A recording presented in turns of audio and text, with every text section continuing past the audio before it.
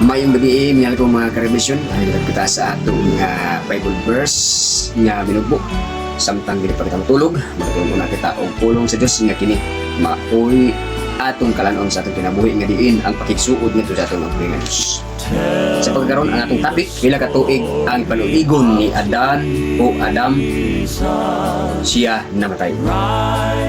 Sa atong pagtagnatagna, miabot siguro og 30, 50, usa ka gatos, 120, 150, or 200.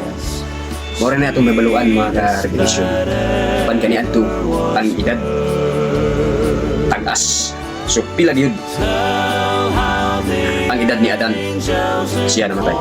Nya, tumasahon ang Genesis 5 na nagayon dinhi og ang tanan nga mga adlaw sa kinabuhi ni Adam, siyam kagatos og katluan katuig og namatay siya. Unsa daw mga karevelasyon, miabot og 930 ang iyang panuigon adisir siya namatay. Dili ta katuo mga kaigsunan kay wala ta makabasa nga kani adto ay mga tagas ang mga edad. Niabot ra og 900 plus.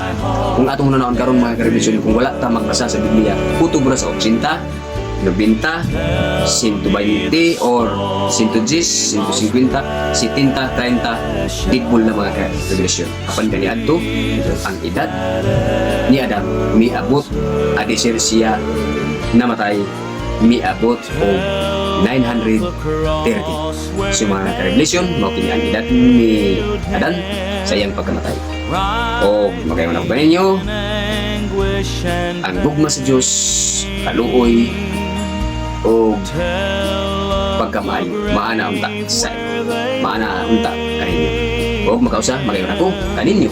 Daghang salamat sa pagpaminaw o God bless sa tanan.